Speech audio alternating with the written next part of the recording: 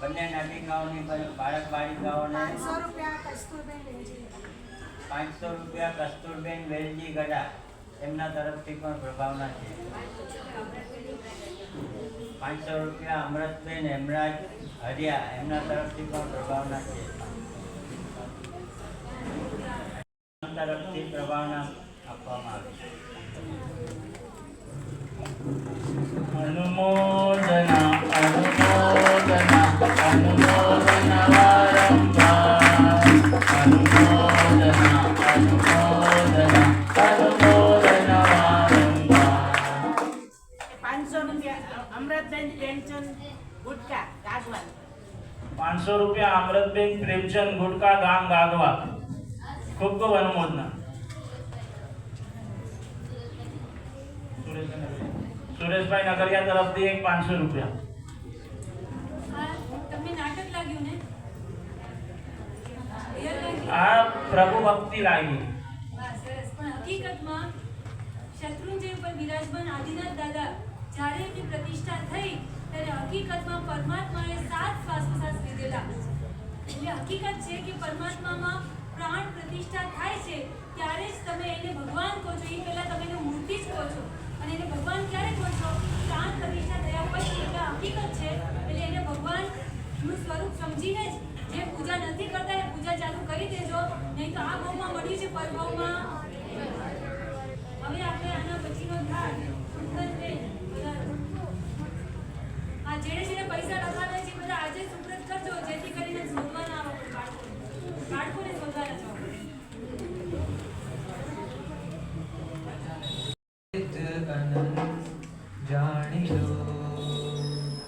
જાણી લો ભવ્યાગમની મળશે જે આ તક માણી લો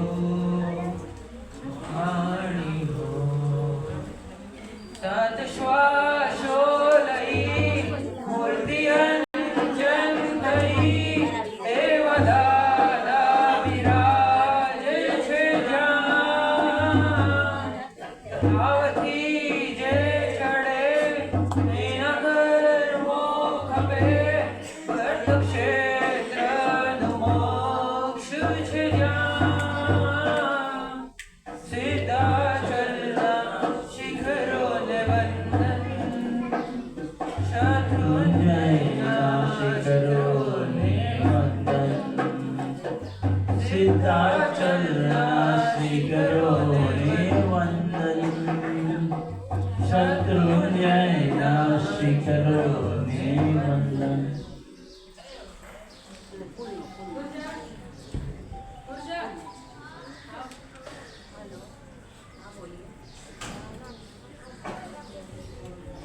જેમની કાંઈને બેફામ ઉપયોગ કરીએ ને તો એમ કહેવાય કે કુદરત પણ આપણને બાકી ન રાખે. આપણે અત્યારે એમ કહેવાય કે જેમ મન ફાવે એમ બધું જ ઉપયોગ કરીએ છીએ. પૃથ્વી અપ તેવું આવનો પૃથ્વી કાયનો પ્રકોપ એટલે શું? ધરતીકંપ. પછી આવશે સુનામી વગેરે છે. એ શેનો પ્રકોપ છે? અપકાયનો. એના પછી આગ વગેરે લાગે તો તેવું કાયનો. પછી વાવાઝોડું આવે તો વાવ કાયનો. પછી દુષ્કાળ વગેરે પડે તો સમજી લેવાનું કે વનસ્પતિ કાયનો પ્રકોપ. પણ જ્યાં જ્યાં પરમાત્મા હોય છે કે અનાવૃષ્ટિ એટલે કે આવા દુષ્કાળ વગેરે હોતા નથી. આ પરમાત્માનો અતિશય છે.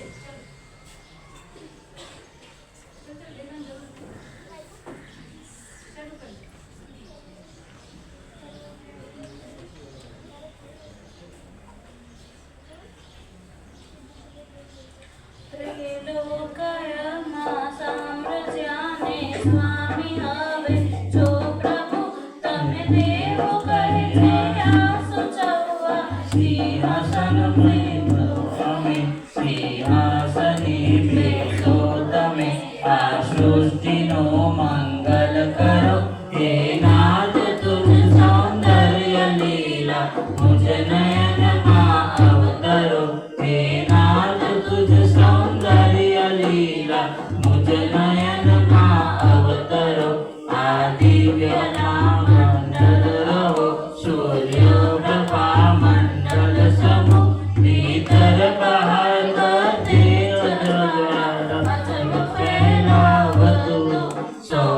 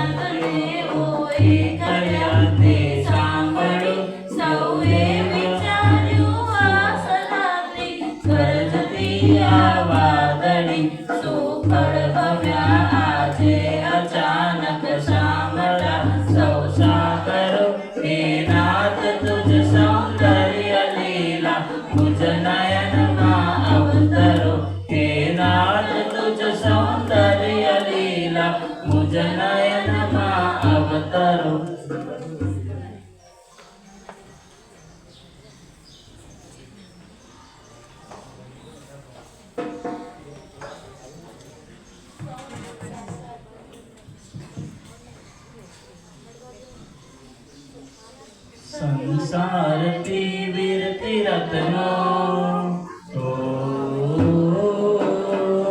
ગિરનારથી મુક્તિ પથનો સંસારથી વીરતી રત્નો ગિરનારથી મુક્તિ પથનો સતમાર છે તમારો આધાર છે બસ નેમ નેમ નેમ નેમરસ નેમરસ ઓ નેમ નેમ નેમ નેમરસ નેમ તો મારું પ્રેમ છે સોંપ્યું તને આજીવન જોઈ ગને પહેલી જ ક્ષણે મોહાયું છે મારું મન ગિરનારી બ્રહ્મચારી જાઉં તુજ પર હું મારી મુક્તિનો વેશ ધારી રામની બનું તારી ભરતાર તું રહેજે મારો ભવ ભવની છે તરસ સતવાર છે એક મારો આધાર છે એક બસ નેમ નેમ નેમ નેમરસ નેમરસ નેમરસ ઓ નેમ નેમ નેમ નેમરસ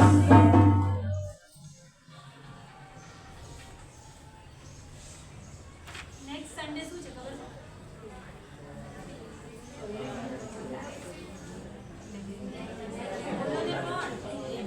નિમિતા દાદાનું કલ્યાણક છે. જો છે ને તમારા બધાનો જન્મોત્સવ તમારા બધા જન્મદિવસ હોય ને તો તમે સેલિબ્રેટ કરો, બરાબર છે? સજી ધજીને જાઓ. હા શું વાત હોય આમ. બરાબર છે? હવે જ્યારે પરમાત્માનો જન્મ હોય, જન્મ કલ્યાણકની ઉજવણી હોય, પરમાત્માનો જન્મ થાય ત્યારથી લઈ અને આજ દિવસ સુધી અખંડ રીતે પરમાત્માના જન્મ કલ્યાણકની ઉજવણી થાય. આપણે પણ 3 દિવસીય મહોત્સવ કરી અને નેમનાથ ભગવાનનો જન્મ કલ્યાણક ઉજવવાનો છે. ત્રીજ, ચોથ, પાંચમ. ત્રીજ, ચોથ અને પાંચમ. ત્રીજના સેટરડે 15 ઓગસ્ટ, 15th ઓગસ્ટ, બરાબર?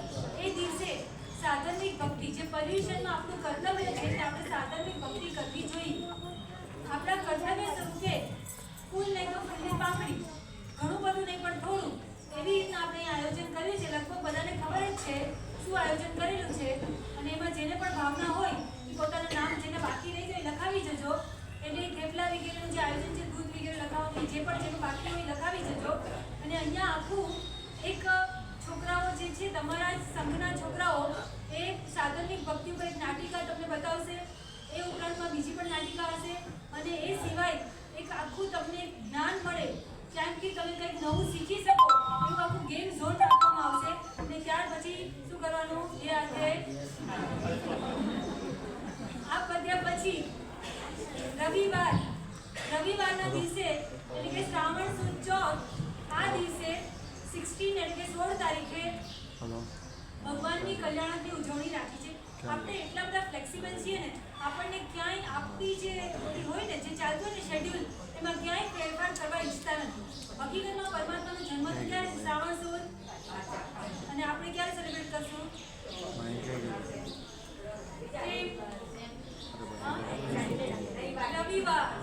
રવિવાર જમણવાર, બરાબર ને? એટલે રવિવાર આવે છે એટલા માટે આપણે શું કરશું? રવિવારના દિવસે પરમાત્માનું જન્મ કલ્યાણક એટલે કે જન્મ મહોત્સવની ઉજવણી કરાવશું.